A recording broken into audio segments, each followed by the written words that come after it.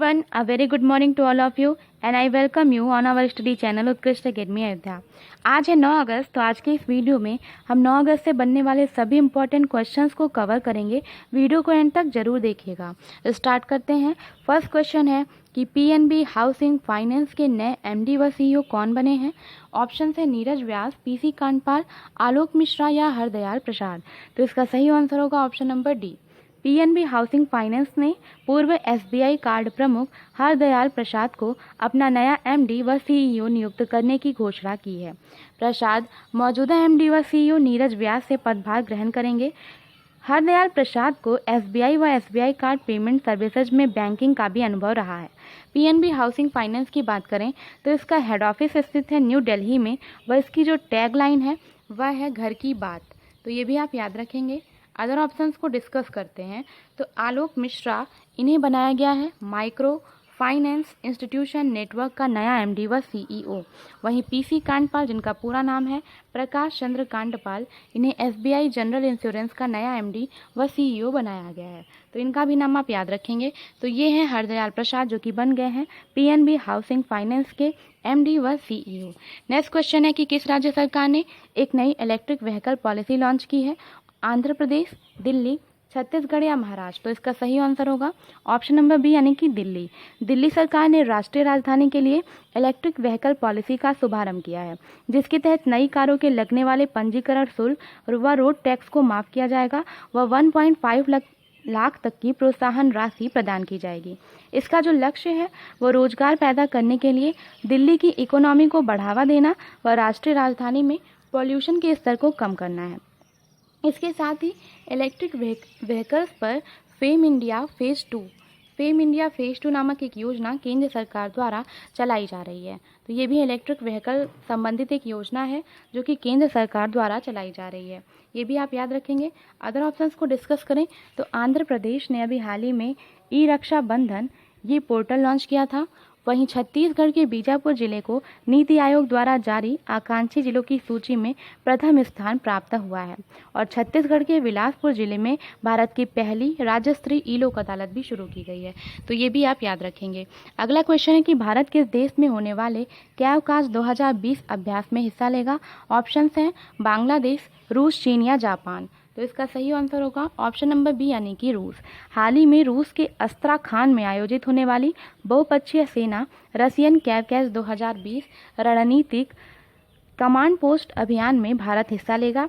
कैवकास 2020 को काउकासस 2020 के नाम से भी जानते हैं। इसमें हिस्सा लेने का निमंत्रण चीन, ईरान, पाक व तुर्की सहित अन्य मध्य एशियाई गणराज्यों के एससीओ सदस्य देशों के अलावा 18 अन्य देशों को भी भेजा गया है। तो ये भी आप याद रखेंगे। अदर ऑप्शंस को डिस्कस करें तो बांग्लादेश व भारत के बीच जो एक्सरसाइज होती है उस एक्सरसाइज का नाम है संप्रीति एक्सरसाइज। तो ये भी आप याद रखेंगे। वहीं चीन के साथ हैंड इन हैंड नामक एक्सरसाइज होती है इंडिया की। तो हैंड इन हैंड एक्सरसाइज ये भारत और चाइना के बीच होती है। और जापान के साथ मेन 2 एक्सरसाइज होती हैं। एक का नाम है शिनयुन मैत्री व दूसरे का नाम है धर्म गार्डियन। तो ये दोनों नाम आप याद रखेंगे। अगला क्वेश्चन है अमेजिंग अयोध्या नामक पुस्तक का लेखन किसने किया है निम्नलिखित में से। ऑप्शन है निरुपमा यादव, नीना राय, एस जैदी या आर.सी. भार्गव। तो इसका सही आंसर होगा ऑप्शन नंबर बी यानी कि नीना राय। हाल ही में नीना राय के द्वारा एक पुस्तक का लेखन किया गया है और इस पुस्तक का नाम है अमेजिंग अयोध्या नामक ये पुस्तक हालांकि अभी नहीं रिलीज हो रही है, ये नवंबर 2020 में रिलीज होगी। इस पुस्तक के द्वारा शहर के बारे में प्रामाणिक जानकारी मिलेगी जो न केवल प्राचीन हिंदुओं के जीवन व समय को समझने में मददगार होगी बल्कि श्री राम व सीता जी के जीवन चरित्र की भी जानकारी देगी। प्रकाशन इसका किया जाएगा हाउस ब्लूम्सबरी के द्वारा और ये पुस्तक नवंबर 2020 में रिलीज होगी। इसी के साथ निरुपमा यादव, इन्होंने अभी हाल ही में एक पुस्तक लिखी है जिसका नाम है विशेष टू कोड विन, जो कि बास्केटबॉल खिलाड़ी विश्वेश भृगवंशी के जीवन पर आधारित है और इस पुस्तक को 29 अगस्त को रिलीज किया जाएगा। 29 अगस्त को ही हम मनाते हैं राष्ट्रीय खेल दिवस। तो ये भी आप याद रखेंगे। वहीं एस जैदी एक क्राइम लेखक हैं, क्राइम राइटर हैं और हाल ही में इन्होंने द एंड गेम नामक एक अपना उपन्यास जारी किया है। तो द एंड गेम उपन्यास ये लिखा है एस जैदी ने, जो कि एक क्राइम राइटर हैं। नेक्स्ट क्वेश्चन है आईसीसी T20 विश्व कप 2021 की मेजबानी कौन करेगा? तो इसकी मेजबानी करने वाला है भारत। आईसीसी ने कोविड-19 के कारण स्थगित आईसीसी मेंस T20 विश्व कप 2020 को साल 2022 में ऑस्ट्रेलिया में आयोजित किए जाने की पुष्टि की है, जबकि भारत योजनाबद्ध रूप से आईसीसी मेंस T20 विश्व कप 2021 की मेजबानी करेगा। वहीं आईसीसी ने महिला क्रिकेट विश्व कप 2021 को स्थगित करके 2022 फरवरी-मार्च तक न्यूजीलैंड में कराने का फैसला लिया है। आईसीसी की बात करें तो इसकी जो स्थापना हुई थी वो 1909 में हुई थी। इसका हेडक्वार्टर स्थित है दुबई, यूएई में स्थित है, और इसकी जो अध्यक्ष हैं, अंतरिम अध्यक्ष हैं, वह है इमरान ख्वाजा। वहीं आईसीसी के जो सीईओ हैं यानी कि मुख्य कार्यकारी अधिकारी हैं, उनका नाम है मनु साहनी। इसके साथ ही साथ आप ये भी याद रखेंगे कि यूएई का जो दुबई एयरपोर्ट है, ये जो है इंडियन करेंसी को स्वीकार करने वाला विश्व का पहला एयरपोर्ट बन गया है, तो ये भी आप याद रखेंगे। और वहीं यूएई में आईपीएल 2020 की होने की संभावना है। नेक्स्ट क्वेश्चन है, सीआरपीएफ के नए महानिरीक्षक कौन बने हैं? तो ये बताना है कि सीआरपीएफ के नए महानिरीक्षक कौन बने हैं। तो ये बने हैं पीएस रानी पसे। ये उड़ीसा कैडर के आईपीएस अधिकारी हैं और इन्हें सीआरपीएफ का इंस्पेक्टर जनरल यानी कि आईजी नियुक्त किया गया है। 5 साल की अवधि तक के लिए ये आईजी के पद पर रहेंगे। 1995 बैच के आईपीएस हैं जो उड़ीसा में अतिरिक्त डीजी के रूप में कार्यरत है। तो सीआरपीएफ की बात करें तो इसका जो हेडक्वार्टर है ये नई दिल्ली में है। स्थापना इसकी हुई थी 27 जुलाई 1939 को। कब? 27 जुलाई 1939 को। और अभी हाल ही में इसने 27 जुलाई को अपना 82वां स्थापना दिवस भी मनाया है। इसका जो आदर्श वाक्य है सीआरपीएफ का, वह है service and loyalty. Service and loyalty. इसके साथ ही साथ आप ये भी याद रखेंगे कि एपी माहेश्वरी, जिनका पूरा नाम है आनंद प्रकाश माहेश्वरी, ये है सीआरपीएफ के नए महानिदेशक। वहीं महानिरीक्षक बनाया गया है पीसी रानी पसे को। एमए हम्पी होली की बात करें तो इन्होंने अभी हाल ही में आईएनए के कमांडेंट का पदभार संभाला है। वहीं विपिन रावत बन गया है भारत के पहले चीफ ऑफ डिफेंस स्टाफ यानी कि सीडीएस। तो इतने पॉइंट्स आपको याद रखने हैं। तो ये हैं पीसी रानी पसे जो कि बन गए हैं सीआरपीएफ के नए महानिरीक्षक। नेक्स्ट क्वेश्चन है कि हाल ही में 8 अगस्त 2020 को भारत छोड़ो आंदोलन की कौन सी जयंती मनाई गई? सही आंसर होगा वो होगा 78वीं। तो अभी हाल ही में भारत छोड़ो आंदोलन की 78वीं जयंती मनाई गई। कब मनाई गई? 8 अगस्त 2020 को। भारत छोड़ो आंदोलन यानी कि क्विट इंडिया मूवमेंट डे को हम लोग अगस्त क्रांति के नाम से भी जानते हैं, और इस स्वतंत्रता संग्राम के इतिहास में मील के पत्थर के रूप में ये इस आंदोलन को पहचाना जाता है। 8 अगस्त 1942 को ब्रिटिश शासन को समाप्त करने के लिए मुंबई में अखिल भारतीय कांग्रेस समिति में गांधी जी ने क्रिप्स मिशन की असफलता के बाद भारत छोड़ो आंदोलन की शुरुआत की थी। तो ये भी आप याद रखेंगे। यहाँ से एक क्वेश्चन बनता है कि इसकी शुरुआत कहाँ से की गई थी। तो ये आप याद रखेंगे कि गोवालिया टैंक मुंबई से।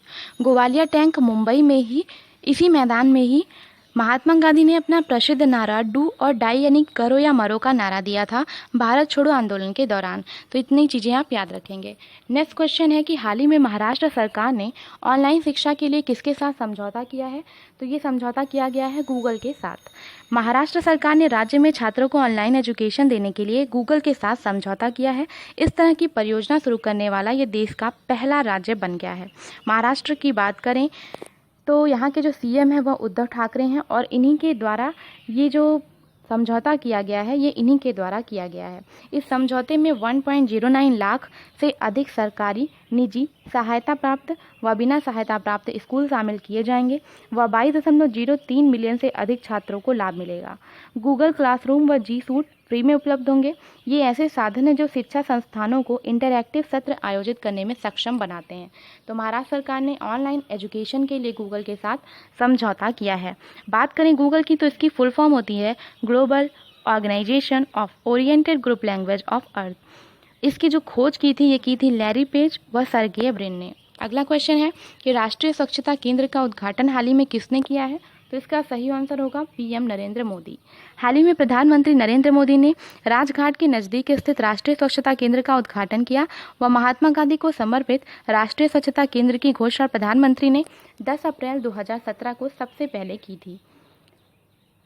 10 अप्रैल 2017 को महात्मा गांधी के चंपारण सत्याग्रह के 100 वर्ष पूरा होने के मौके पर यह घोषणा की गई थी और यह स्वच्छ भारत मिशन पर एक परस्पर इंटरैक्टिव अनुभव केंद्र होगा। तो ये भी आप याद रखेंगे। नेक्स्ट क्वेश्चन है कि किसने works management system portal launch किया है? तो ये लॉन्च किया है हरियाणा ने। हाल ही में हरियाणा गवर्नमेंट के सारे वर्क्स के प्रॉपर मैनेजमेंट के लिए एक पोर्टल लॉन्च किया गया है, वर्क्स मैनेजमेंट सिस्टम पोर्टल। बात करें हरियाणा की, तो हरियाणा की जो मुख्यमंत्री हैं इनका नाम है मनोहर लाल खट्टर। तो ये भी आप याद रखेंगे। आज का हमारा क्वेश्चन ऑफ द डे ये है कि आइवरी कोस्ट के नए पीएम कौन बने हैं? ओसुका रापोंडा, हमीद बाकायको, हिचेम मचीची या माइकल मार्टिन? इसका सही आंसर आपको कमेंट बॉक्स में कमेंट करके बताना होगा। कल का क्वेश्चन था कि खेलो इंडिया यूथ गेम्स के चौथे संस्करण की मेजबानी कौन करेगा? तो ये मेजबानी करने वाला है हरियाणा। हरियाणा 2021 टोक्यो ओलंपिक के बाद खेलो इंडिया यूथ गेम्स के 4th संस्करण की मेजबानी करेगा और इसकी घोषणा की है सीएम मनोहर लाल खट्टर व केंद्रीय खेल मंत्री किरण रिजिजू ने वीडियो कॉन्फ्रेंसिंग के जरिए। खेलों का आयोजन पंचकूला में किया जाएगा। हरियाणा ने खेलो इंडिया यूथ गेम्स के तीनों संस्करणों में अच्छा प्रदर्शन किया है।